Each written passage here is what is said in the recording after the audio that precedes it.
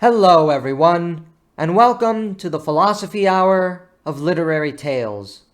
In this episode, we explore Plato's Phaedrus, principally his allegory of the chariot or the soul, and as we do so, we come to understand that Plato's Phaedrus is in fact a dialogue about politics. Plato was a masterful storyteller. Perhaps that is why Christians took so fondly to him, as Jesus was also a master storyteller. One of the problems with Platonic interpretation, as we've been exploring in this series on the Politics of Plato, is the fact that we have received, through the Neoplatonic mystics and the Christian tradition, a different reading of Plato than what he actually was in life. Plato was, and we must never forget, first and foremost, a political philosopher. Whatever concerns he may have had for metaphysics, epistemology, and ontology are ultimately subordinate to his wrestling and questioning with the nature of politics. While most of Plato's famous allegories are contained in the Republic, one of the most famous of Plato's allegories that escape the confines of the Republic is the allegory of the chariot or the soul in the Phaedrus. There, Plato paints a grand portrait of the human Odyssey, likened to the Charioteer with two horses. As he says, "First, the Charioteer of the human soul drives a pair, and secondly, one of the horses is noble, and of a noble breed, but the other quite the opposite in breed and character. Therefore, in our case, the driving is necessarily difficult and troublesome. The charioteer, the noble horse, and the wayward horse constitute the tripartite nature of man, according to Plato. The charioteer is, of course, the human.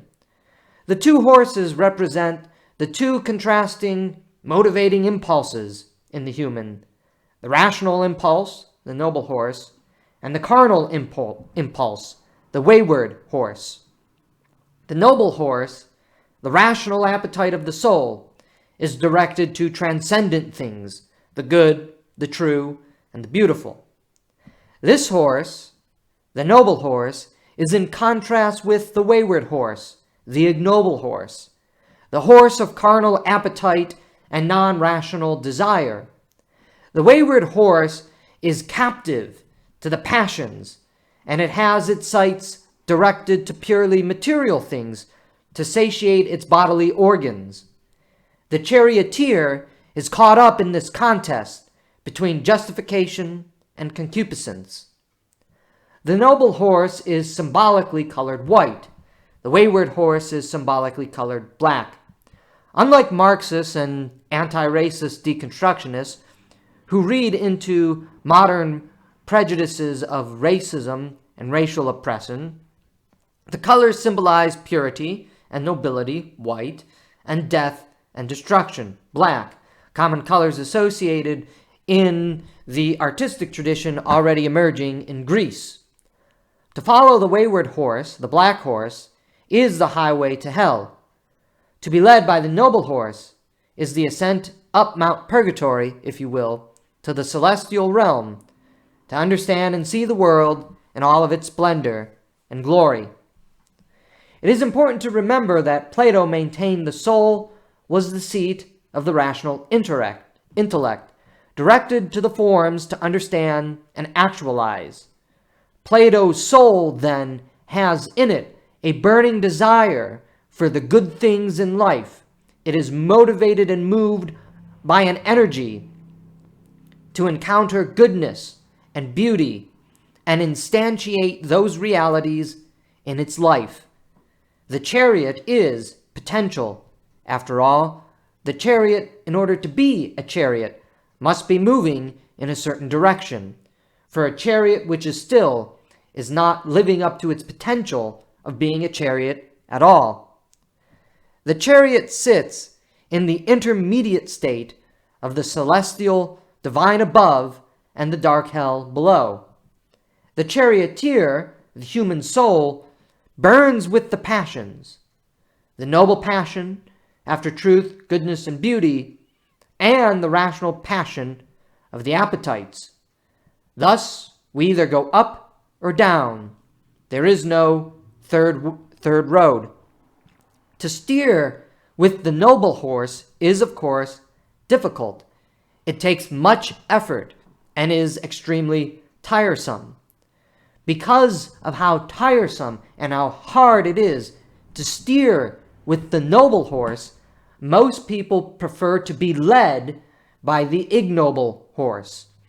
Notice here in Plato how man's relationship to the horses differentiate themselves. With the noble horse, we must take action. It is difficult, but it breeds virtue. We work hard, and then we become one with the noble horse. The horse and man, soul and appetite, are united together eventually in synthesis. However, most prefer to be led by the ignoble horse. In doing so, the rational faculty of man, the soul, lets the bodily appetites control it.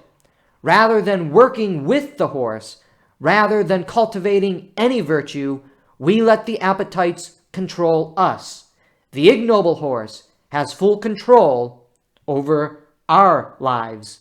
Thus, most people choose the path of destruction because it is wide, with many easy roads to walk on. It is very easy to simply let the ignoble horse control your life, rather than to wrestle and struggle with virtue. This is what is being communicated by Plato. To steer the noble horse is the most difficult path to take in life. It demands constant fighting against the carnal appetites, which lust after the things easy to consume in the world, but which, while temporarily satiated in the moment, rears itself back to life again shortly thereafter. The easier path, the easier road, the easier life is to give up the reins and allow the wayward horse to control you, because you're just along for the ride. It is important to recognize that the wayward horse of carnal appetites also has a relationship of objectification in the world. The wayward horse sees everything as an object to consume or gain pleasure from. It doesn't see the world through the lens of subjectivity, intelligibility, or beauty. Everything becomes objects for fuel and self-pleasure. The noble horse, however, along with the rational soul, is directed to higher goods, higher things, transcendent things. Ultimately, the noble horse and rational soul are directed to subjectivity, diversity, and beauty. The enlightenment of the noble soul is not an object-oriented ontology, but a subject-subject world of encounter and revelation. Among other famous chariot stories in ancient Greek history and lore, it is also the case that Plato is combating the story of the Fall of Feitan. Phaeton was moved by his desires, his appetites, his lust to show himself worthy of seizing his father's chariot and claim his divinity.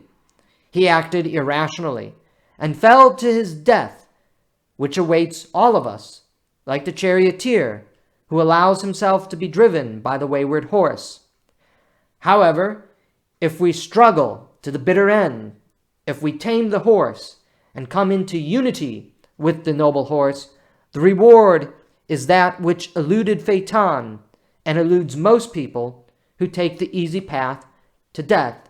It is the good life, the beautiful life, the life of virtue and nobility. As is common with Plato's dialogues, his famous myth has many layers to it. Since Plato was, as we noted, a political philosopher and an ethicist, one should also see now how this myth is related to the drama of the political, how a polis, in being steered by the noble or wayward horse, will suffer the same fate as the individual rider as portrayed in the myth. A political society, a political body that is overcome by its carnal appetites, is a political body that is controlled by the wayward horse. As such, that polis will descend to death. It will become a decadent and hedonistic society, crashing down in fire, like Phaeton, to its doom, as all who follow their carnal appetites do. A political body, however, that struggles to rein in the wayward horse and be guided by the noble horse, ascends to the celestial realm of immortality and perfection. The polis, in this myth, finds itself in a transitionary or immediate state of being, just as the chariot is. It is between the destructive fire of darkness below and the light of immortality, perfection, and beauty above. It has two paths to follow at this point: the path of the soul and rational control of the appetites, represented by the noble horse, or the path of carnal lusts and out-of-control desires, represented by the ignoble horse. This is a choice that everyone in a political body makes. Thus, when a polis, a political society, decides to wrestle with the horse, be represented by the noble horse, and travel with it, that is the political society that moves to virtue, and in the movement to virtue, to excellence, perfection, and indeed, immortality. A virtuous society is a society that does not fall into death. Thus, virtue is the contrast to mortality. Virtue and immortality go together.